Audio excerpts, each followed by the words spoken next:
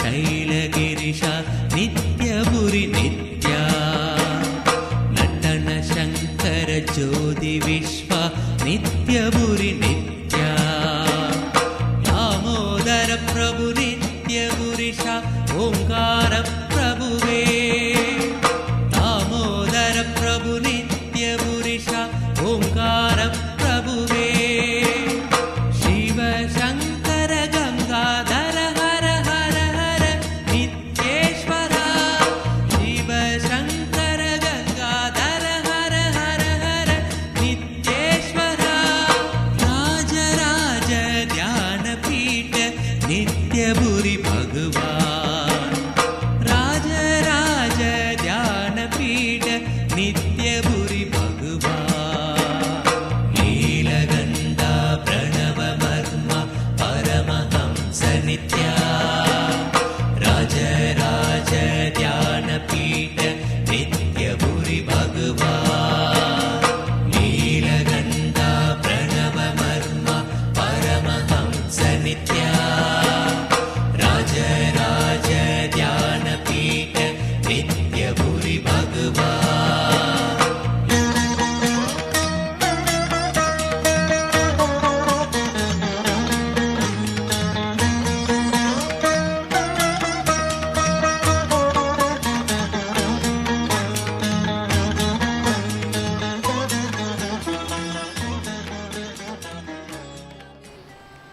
மெதுவாக மிக மெதுவாக கண்களை திறக்கவும். இந்த மொத்த 2 நாள் நிகழ்ச்சி தீட்சை இதோட சாரம் ஆழ்ந்து கேட்டுக்கோங்க. இந்த 3 விஷயம்தான். 1, தினந்தோறும் ஒரு முறையாவது நித்திய தியானம் செய்யுங்கள். 2வது, நேரம் இருக்கும் பொழுதெல்லாம் உங்களுடைய தொண்டைக்குழியில் இந்த மந்திரத்தை, இப்போ உங்களுக்கு அளிக்கப்பட்ட மந்திரத்தை, ஓம் ஹாம் ஹௌம் சிவாய நமக என்கிற மந்திரத்தை நினைந்தவாறே இருங்கள். 3வது, கூடிய விரைவில் எவ்வளவு சீக்கிரம் முடியுமோ அவ்வளவு சீக்கிரம் அடுத்த நித்திய கிரியா யோகா தியான முகாமில் கலந்துக்கிட்டு 2வது நிலை சிவதீட்சையான விசேஷ தீட்சை பெற்றுக்கொண்டு இறைவனோடு வாழுகின்ற வாழ்க்கையை வாழத் துவங்குங்கள். தினந்தோறும் ஒரு முறையாவது நித்திய தியானம் செய்யுங்கள். நேரம் கிடைக்கும் பொழுதெல்லாம் வாழ்க்கையில் என்ன பண்ணிட்டு இருந்தாலும், சாப்பிடும் போதும் நிற்கும் போதும் நடக்கும் போதும் என்ன பண்ணிட்டு இருந்தாலும் விசுத்தி சக்கரத்தில் தொண்டைக்குழிக்குள் இந்த மூல மந்திரமான ஓம் ஹாம் ஹௌம் சிவாய நம எனும் மந்திரத்தை ஜபித்தவாறே நினைந்தவாறே இருங்கள். 3வது, எவ்வளவு சீக்கிரம் முடியுமோ அவ்வளவு சீக்கிரம் நித்திய கிரியா யோகா தியான முகாமில் கலந்து கொண்டு அடுத்த நிலையான சிவதீட்சை 2ஆம் நிலை விசேஷ தீட்சை பெற்றுக்கொள்ளுங்கள். இப்போ இந்த கலச தீர்த்தம் உங்களுக்கு தெளிக்கப்படுவதன் மூலமாக தீட்சை நிறைவடைகிறது. நீங்கள் எல்லோரும் நித்யானந்தத்தில் நிறைந்து, நித்யானந்தத்தில் மலர்ந்து, நித்யானந்தத்தில் கரைந்து, நித்யானந்தமாகிட ஆசீர்வதிக்கின்றேன். நன்றி. ஆனந்தமாக இருங்கள்.